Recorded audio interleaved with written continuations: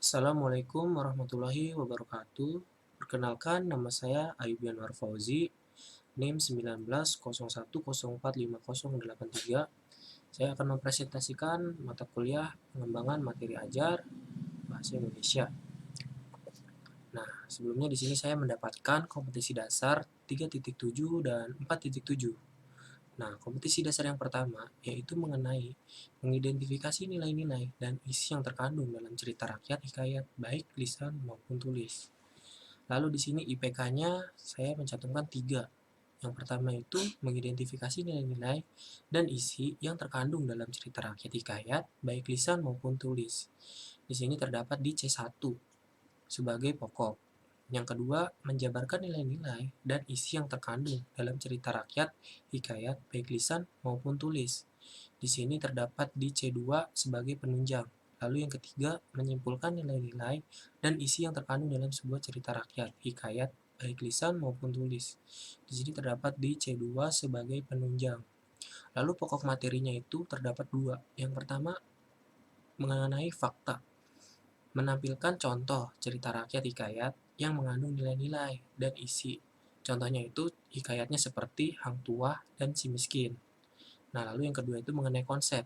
Jadi konsep di sini itu cerita rakyat hikayat adalah cerita Melayu klasik yang menonjolkan unsur penceritaan yang berciri-ciri kemustahilan dan kesaktian tokoh-tokohnya. Nah, selanjutnya mengenai metode atau sintak. Di sini terdapat 3. Yang pertama itu dengan metode ceramah oleh guru. Jadi di sini guru seperti menjelaskan terlebih dahulu materi yang ingin disampaikan. Nah, lalu yang kedua itu dengan melakukan diskusi secara berkelompok. Jadi nanti di siswa diharapkan eh, berdiskusi hasil yang dijabarkan oleh guru tersebut lalu membuat kelompok dan memilih salah satu hikayat atau cerita rakyat untuk didiskusikan. Nah, baru nanti yang ketiga ini melakukan presentasi hasil diskusi cerita rakyat hikayat tadi yang sudah dipilih atau yang sudah ditentukan. Nah, evaluasi atau hotsnya di sini itu saya menggunakan pilihan ganda dan uraian. Lalu lanjut yang kompetisi dasar 4.7 mengenai menceritakan kembali isi cerita rakyat hikayat yang didengar dan dibaca. Nah, di sini terdapat 2, saya memasukkannya 2. Lalu yang pertama itu mengenai menemukan kembali isi cerita rakyat hikayat yang didengar dan dibaca. Di sini terdapat di C3 sebagai penunjang. Lalu yang kedua, mengemukakan isi cerita rakyat hikayat yang didengar dan dibaca. Di sini terdapat di C2.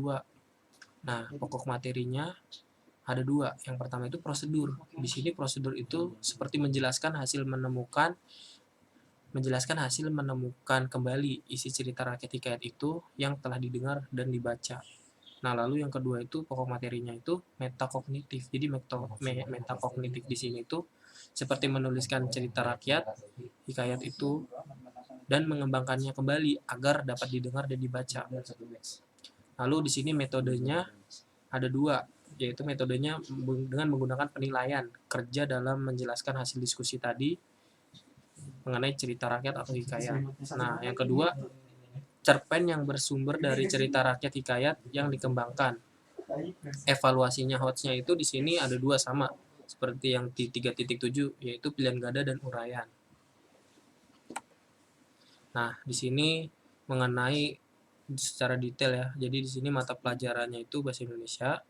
Di sini saya akan di sini kelas atau semesternya itu saya mengambil di kelas 10 dan di semester ganjil. Nah, materi pokoknya itu di sini mengenai nilai-nilai yang terkandung dan isi dalam cerita rakyat hikayat.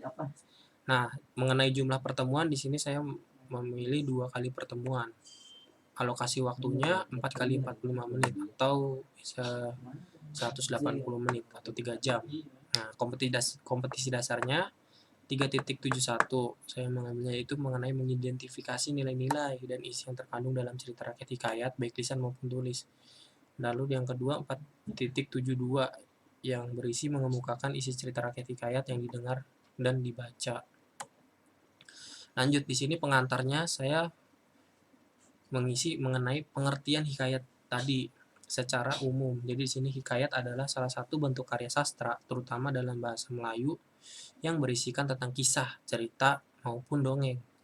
Jadi umumnya itu mengisahkan tentang kehebatan maupun kepahlawan seseorang lengkap dengan keanehan, kesaktian, serta mukjizat tokoh utama. Hikayat di sini memiliki banyak nilai kehidupan, yaitu contohnya nilai religius atau agama, moral, budaya, sosial, edukasi atau pendidikan, dan estetika, yaitu keindahan.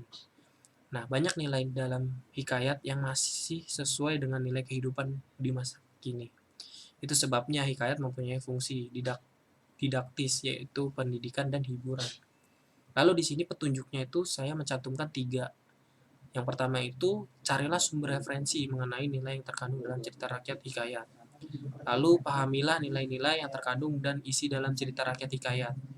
Lalu yang ketiga, baru diskusikanlah dengan temanmu mengenai nilai-nilai yang terkandung dan isi dalam cerita rakyat hikayat, baik secara lisan maupun tulis. Nah, di sini rangkuman materinya saya mencantumkan ada 10 ya. Saya rangkum ada yang pertama itu hikayat ini termasuk dalam jenis cerita rakyat. Lalu yang kedua, hikayat adalah karya sastra lama Melayu yang berbentuk prosa yang berisi cerita, undang-undang, dan silsilah bersifat rekaan dan keagamaan, historis, biografis, atau gabungan sifat-sifat itu. Dibaca untuk pelipur lara, pembangkit semangat juang, atau sekadar untuk meramaikan pesta.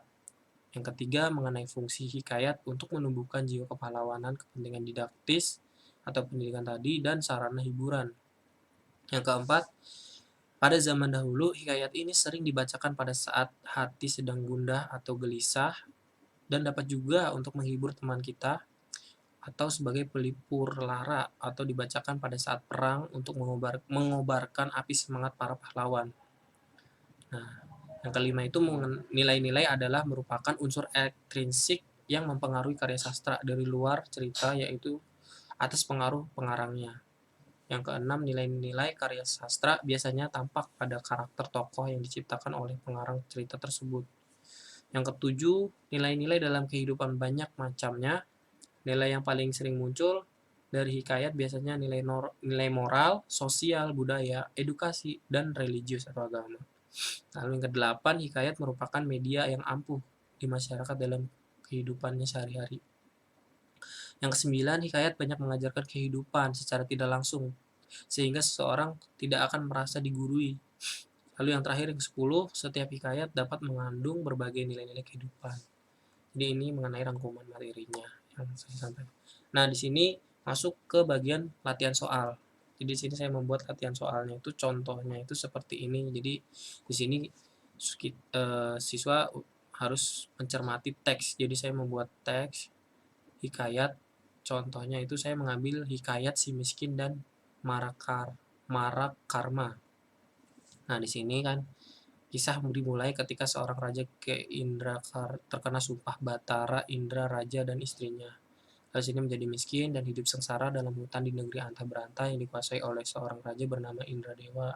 Kedua pasangan tersebut sering disebut sebagai si miskin. Nah, setiap harinya selalu mendapat siksaan dan penganiayaan dari penduduk setempat seperti melempar batu.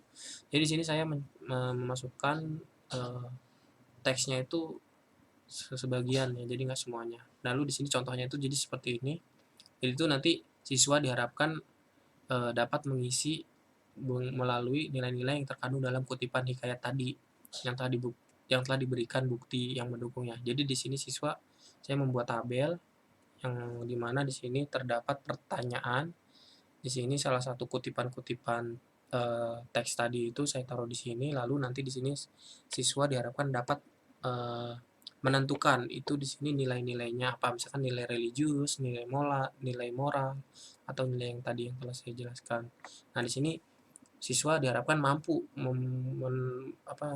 menunjukkan di mana letak bagian kalimat yang mendukung. Jadi nanti dicantumkan di sini.